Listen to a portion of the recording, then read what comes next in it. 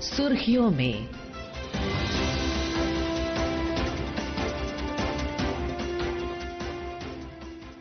नमस्कार। सुर्खियों में कार्यक्रम के आज के अंक में आपका स्वागत है। मैं हूं सुबोध मिश्र। आज हम चर्चा करेंगे पश्चिम बंगाल और असम में बहुस्तरीय कनेक्टिविटी और विकास परियोजनाओं की शुरुआत पर, जिनमें 5 अमृत भारत ट्रेनें भी शामिल हैं। चर्चा के लिए हमारे साथ हैं राजनीतिक विश्लेषक doctor KG Suresh. Doctor Suresh, Akashvani में आपका स्वागत है। जी धन्यवाद, नमस्कार। पहले हम सुनते हैं हमारे संवाददाता की एक रिपोर्ट जो प्रधानमंत्री के असम दौरे के बारे में है। प्रधानमंत्री श्री नरेंद्र मोदी ने आज अपना 2 दिवसीय असम दौरा समाप्त किया। इस दौरान उन्होंने विकास परियोजना के आधारशिला रखी, 2 ट्रेनों को हरी झंडी दिखाई और एक सांस्कृतिक कार्यक्रम में भाग लिया। प्रधानमंत्री शनिवार शाम पश्चिम बंगाल से गुवाहाटी पहुंचे और हवाई अड्डे से गुवाहाटी के अर्जुन भगत बरुआ खेल परिसर तक सड़क यात्रा की। खेल परिसर में आयोजित बोरो समुदाय के पारंपरिक सांस्कृतिक कार्यक्रम बागरुम्बा दोहो में प्रधानमंत्री ने भाग लिया, जहां बोरो समुदाय के 10,000 से अधिक कलाकारों ने बागरुम्बा नृत्य प्रदर्शन किया। आज प्रधानमंत्री ने कलियाबर में मौसंदा पथार में एक विशाल जनसभा को संबोधित किया और 6,957 करोड़ रुपए की लागत से काजीरंगा एलिवेटेड कॉरिडोर परियोजना और राष्ट्रीय राजमार्ग 715 के कलियाबर नुमलीगढ़ खंड के 4 लेन उन्नयन के लिए भूमि पूजन किया। कार्यक्रम के दौरान प्रधानमंत्री ने 2 नई अमृत भारत एक्सप्रेस ट्रेनों, कामाख्या रोहतक अमृत भारत एक्सप्रेस और डिब्रूगढ़ गोमतीनगर अमृत भारत एक्सप्रेस को हरी झंडी दिखाकर रवाना किया। कलियाबर में जनसभा को संबोधित करने के बाद प्रधानमंत्री नई दिल्ली के लिए रवाना हो गए। अमीनुल हक जुद्दार, आकाशवाणी समाचार, गुवाहाटी। हमने ये रिपोर्ट सुनी डॉक्टर सुरेश, और प्रधानमंत्री के नेतृत्व में जो पश्चिम बंगाल और असम में बहुस्तरीय कनेक्टिविटी परियोजनाएं अभी शुरू हो रही हैं, शुरू कर दी गई हैं, उनका राज्य की अर्थव्यवस्था, व्यापार और पूर्वोत्तर के साथ एकीकरण पर क्या दीर्घकालिक प्रभाव देखते हैं आप? देखिए, इसमें कहीं कोई दो राय नहीं कि पिछले 11 साल में हमने जो देखा कि जितने प्रधानमंत्री अभी तक उत्तर पूर्व में जिन्होंने यात्राएं की, उससे ज्यादा यात्राएं मात्र प्रधानमंत्री मोदी जी ने किया है। और उनका जो लुक ईस्ट से एक्ट ईस्ट पॉलिसी के अंतर्गत किस तरीके से उत्तर पूर्व का जो विकास हुआ है वो अप्रत्याशित है। चाहे वो सड़कें हो, रेल हो, टेलीकॉम हो, औद्योगिकरण हो। मैं स्वयं उत्तर पूर्व कई बार जा चुका हूं और मैं देखता हूं वो विकास। लेकिन इस विकास पर प्रधानमंत्री का एक विशेष ध्यान रहता है, वो है कि विकास भी विरासत भी। तो विरासत को उन्होंने साथ में ही महत्व दिया है। इसलिए अगर आप देखेंगे कि इस बार की जो असम यात्रा है, वहां ये विरासत क्या है, मात्र सांस्कृतिक विरासत नहीं है जहां उन्होंने 10,000 कलाकारों को प्रोत्साहित किया, वह नहीं है, अपितु हमारे जो पर्यावरण, हमारे जो यूनेस्को वर्ल्ड हेरिटेज साइट है काजीरंगा, उसमें जो है किस तरीके से एलिवेटेड कॉरिडोर को उन्होंने उद्घाटन किया, उन्होंने आधारशिला रखी। मैं समझता हूं कि उससे जो है हमारा पर्यावरण, पूरा दुनिया आज काजीरंगा की तरफ जा रही है, वहां के जो है 1 हॉर्न राइनोसेरस को देखने के लिए, टाइगर को, एलिफेंट को। लेकिन उनको विकास के साथ साथ उनको किसी तरह का नुकसान ना पहुंचे, वो पर्यावरण भी बचा रहे क्योंकि वो वर्ल्ड हेरिटेज साइट है, लेकिन साथ साथ जो है प्रदेश का जो है विकास भी हो। इस तरह का कॉरिडोर जो तिनसुकिया और ये सड़क के मार्ग पर फ्रेट कॉरिडोर को भी आपने जो है मजबूत किया, तो दूसरी तरफ रेल की जितने भी अपने, चाहे वो अमृत भारत हो, चाहे वो वंदे भारत पहला स्लीपर ट्रेन को उन्होंने अपने कोलकाता में उद्घाटन किया। कोलकाता और कामाख्या के बीच में उन्होंने जैसे कहा कि काली की भूमि से जो है कामाख्या देवी की भूमि को जोड़ने का जो काम किया है। और एक बात यहां जरूर जिक्र करूंगा, वो ये है कि देखिए, आमतौर पर कहा जाता है कि जो विपक्षी दलों द्वारा जो सत्ता में जिन राज्यों में है उनसे भेदभाव किया जाता है, लेकिन हमने ये देखा कि प्रधानमंत्री का जो कोऑपरेटिव फेडरलिज्म का भाव है उसको ध्यान में रखते हुए उन्होंने कभी भी जो है कभी भेदभाव नहीं किया है विकास में। आज ये कोलकाता से भी जो ट्रेनें जा रही हैं उसमें आसाम को छोड़ दीजिए तो ज्यादातर ट्रेनें जो है दक्षिण भारत में जो है आपके तमिलनाडु और कर्नाटक, जो दोनों ही विपक्ष पार्टियों का जो है सत्ताधारी दल है वहां, तो ये जो एक कोऑपरेटिव फेडरलिज्म के तहत जो है सभी राज्यों को बराबर विकास के जो है भागीदार बनाने का जो प्रयास है, ये सराहनीय है। और मैं समझता हूं कि ये प्रधानमंत्री का ये उत्तर पूर्व में जो लगातार उनका जो फोकस है, उस कारण मैं कह सकता हूं गर्व के साथ कि आज जो मुख्य धारा है, मेन स्ट्रीम के साथ जो है, जो बहुत पिछड़ा रह गया था उत्तर पूर्व, वो आज जुड़ गया है और आज उत्तर पूर्व में भी उतना ही विकास हो रहा है जितना शेष भारत में हो रहा है। जी, और आपने अमृत भारत का अभी उल्लेख किया था। आगे बढ़ने से पहले सुनते हैं कि न्यू जलपाईगुड़ी से हमारे संवाददाता क्या बता रहे हैं अमृत भारत ट्रेनों के संबंध में। अमृत भारत एक्सप्रेस एक किफायती और आधुनिक सुपरफास्ट एक्सप्रेस ट्रेन है जो लोगों को लंबी दूरी की सस्ती और आरामदायक यात्रा उपलब्ध करा रहा है। इस समय देश के अलग अलग हिस्सों में 34 अमृत भारत ट्रेनें चल रही हैं और आज 5 नई अमृत भारत ट्रेनों की शुरुआत होने से इनकी संख्या बढ़कर 39 हो गई है। इन 2 दिनों में प्रधानमंत्री मोदी ने असम से 2 और पश्चिम बंगाल से 7 अमृत भारत एक्सप्रेस को हरी झंडी दिखाई। असम और पश्चिम बंगाल से चलने वाली ये नई ट्रेन बिहार, उत्तर प्रदेश, तमिलनाडु, महाराष्ट्र और कर्नाटक जैसे राज्यों को भी जोड़ती है। अमृत भारत एक्सप्रेस एक नॉन एसी स्लीपर ट्रेन है जिसका किराया करीब 500 रुपए प्रति 1000 किलोमीटर है जो आम लोगों के लिए किफायती है। इन ट्रेनों में आरामदायक सीटें, आधुनिक शौचालय, मोबाइल चार्जिंग प्वाइंट, डिजिटल सूचना प्रणाली और सुरक्षा को ध्यान में रखते हुए सीसीटीवी कैमरे लगाए गए हैं। अमृत भारत ट्रेन में आमतौर पर 20 से 22 कोच होती है। ये ट्रेन खास तौर पर त्योहारों के समय और अधिक यात्रियों की भीड़ को ध्यान में रखकर तैयार की गई है ताकि नौकरी, पढ़ाई और पारिवारिक कारणों से यात्रा करने वाले लोगों को सुलभ और आरामदायक यात्रा मिल सके। दीपेंद्र कुमार, आकाशवाणी समाचार, न्यू जलपाईगुड़ी।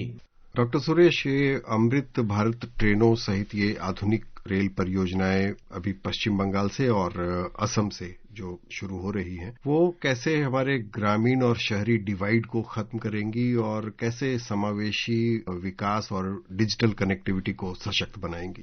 एक समुचित विकास की जो एक दृष्टि है प्रधानमंत्री की, जहां एक तरफ वंदे भारत जैसे ट्रेन है, चाहे वो स्पीड के मुकाबले हो, सुविधाओं के मुकाबले हो, तो कहीं ऐसा तो नहीं कि पैसा जब कम दे रहे हैं तो जो है उनके लिए सुविधाएं कम हो। तो इसलिए भले ये ट्रेन नॉन एसी है, लेकिन 500 रुपए यानी कि 1000 किलोमीटर की यात्रा पर 500 रुपए के हिसाब से देकर आपको वह सभी एक आरामदायक यात्रा, क्योंकि लोग जब अपने गांव से शहर की तरफ जाते हैं या शहर से गांव की तरफ वो आराम से जाना चाहते हैं। दिल्ली में भी आप देखते हैं छठ के समय में वगैरह जो भीड़ लगी रहती है। तो ये एक प्रयास है कि आरामदायक तरीके से लोग अपने घरों पे पहुंच पाए, शहरों में पहुंच पाए, और ये सबके लिए है। इसमें कामकाजी लोग भी जा सकते हैं, जो आपके जो किसान भी जा सकते हैं, ग्रामीण क्षेत्र के लोग भी जा सकते हैं। इसका उद्देश्य है कि भारत को गांवों से शहरों को जोड़ना, पिछड़े क्षेत्रों को जो है, या मैं उसको एस्पिरेशनल डिस्ट्रिक्ट्स कहूंगा, एस्पिरेशनल डिस्ट्रिक्ट्स को जो है, जो महत्वाकांक्षी जो जिले हैं, उनको जो है किस तरीके से हम उनको जोड़ सकते हैं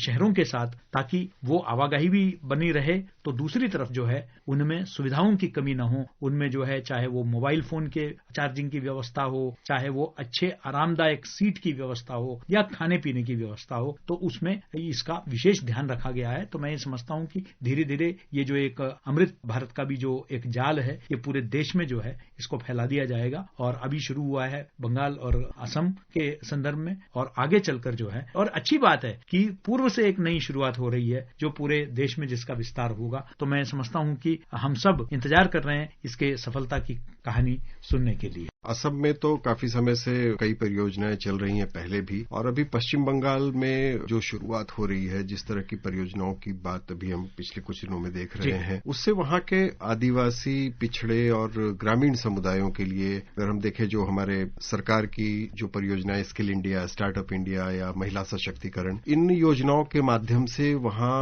कैसे उद्यमिता के नए दरवाजे खुलेंगे? हालांकि कुछ राजनीतिक कारणों से आयुष्मान भारत जैसे कुछ योजनाओं को वहां लागू नहीं किया जा सका, लेकिन प्रधानमंत्री हार नहीं माने हैं। भारत सरकार ने जो है बंगाल को अपने हाल पर नहीं छोड़ा है। वहां जो है जो भी यथासंभव है उसको करने का प्रयास किया है। प्रधानमंत्री ने जो है बहुत बड़ा एक व्यापक विकास का एक रोड मैप उन्होंने वहां आज उद्घाटन किया, और उसके चलते मैं समझता हूं कि वहां चाहे वो फ्रेट हो, चाहे वो रोड की यात्रा हो, चाहे वो लोगों को डायरेक्ट इनडायरेक्ट जॉब दिलाने की बात हो। देखिए ये भी है, आप आज नए पोर्ट्स खड़ा कर रहे हैं, उसका उद्देश्य क्या है? उस पोर्ट से जो है लॉजिस्टिक्स में लोगों को जॉब मिलेगा, आपके जो है ट्रांसपोर्ट में लोगों को जॉब मिलेगा। डायरेक्ट और इनडायरेक्ट एम्प्लॉयमेंट के, रोजगार प्रदान करने के बहुत सारे अवसर जो है वहां इससे खुल जाता है। और याद रखिए, जैसे जैसे ढांचागत विस्तार होता है, विकास होता है, अधोसंरचना का विकास होता है, चाहे वो सड़क हो, चाहे वो ट्रेन हो या इवन वायु जलमार्ग से भी उन्होंने शुरू किया है, जो लोकार्पण किया है उसमें। उससे क्या होता है, आपका जो कैटामरन का जिसका जो उद्घाटन किया है, जिसके चलते 50 सीटर का कैटामरन है, उससे जो है लोगों को जल के माध्यम से वो जो है जल्दी अपने गंतव्य स्थान तक पहुंच सकते हैं। और ये तीनों मार्गों का जो विस्तार है, इससे निश्चित ही औद्योगिकरण के रास्ते खुल जाते हैं। विकास जैसे ही होता है तो नए उद्योगों के मौका मिलता है, बेटर ट्रांसपोर्ट होने में जो खेती का जो सामग्री है वो जो है आपके शहरों तक पहुंच सकता है, तो उसका फायदा निश्चित ही हमारे किसानों को भी मिलेगा, हमारे युवाओं को भी मिलेगा, रोजगार के नए अवसर खुलेंगे। तो मैं समझता हूं कि विकास के जब इस तरह के कार्यक्रम होते हैं तो सभी को मिलकर इसमें जो है प्रतिभागिता लेने की आवश्यकता है, क्योंकि इससे देश का विकास होता है। और जब हमारा विकसित भारत का जो लक्ष्य है 2047 का, उस दिशा में जो है सभी को कंधे से कंधा मिलाकर जो है जाने की जरूरत है। इसलिए प्रधानमंत्री बगैर किसी भेदभाव के सभी राज्यों को साथ में लेकर सबका साथ सबका विकास के उस ध्येय वाक्य को लेकर वो आगे चल रहे हैं। असम और पश्चिम बंगाल दोनों के संदर्भ में अगर हम देखें तो बंगाल में जूट है और चाय दोनों है,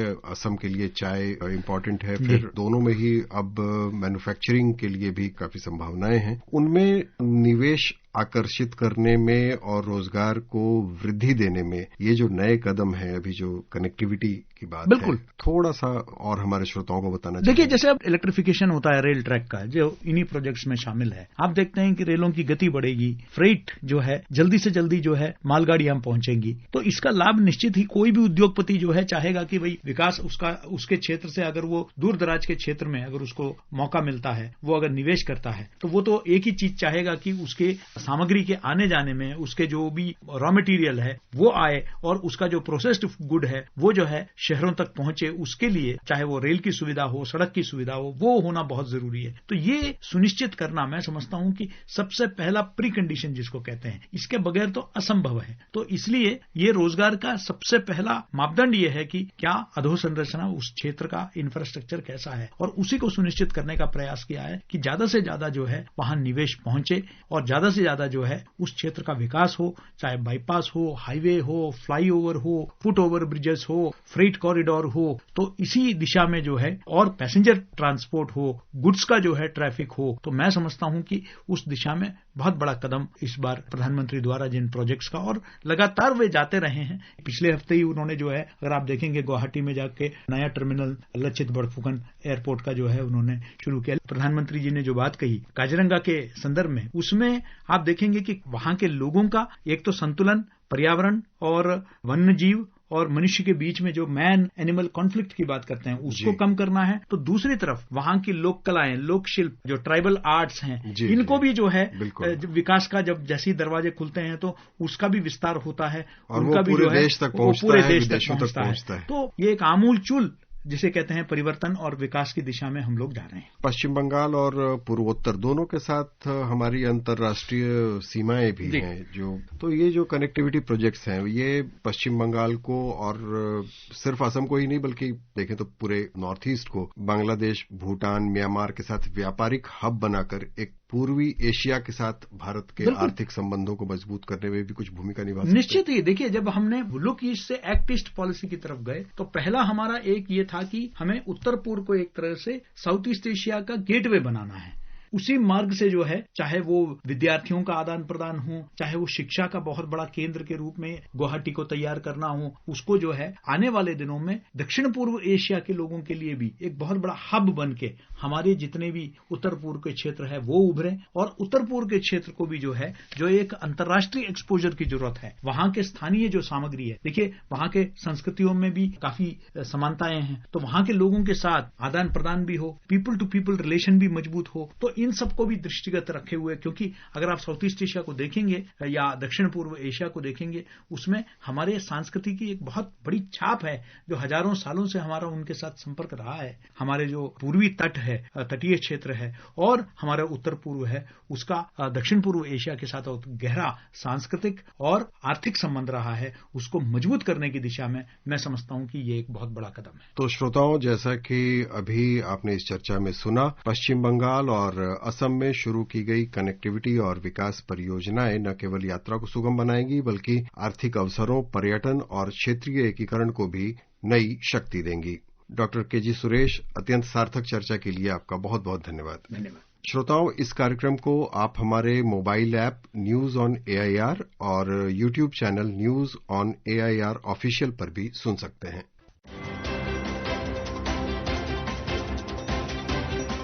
सुर्खियों में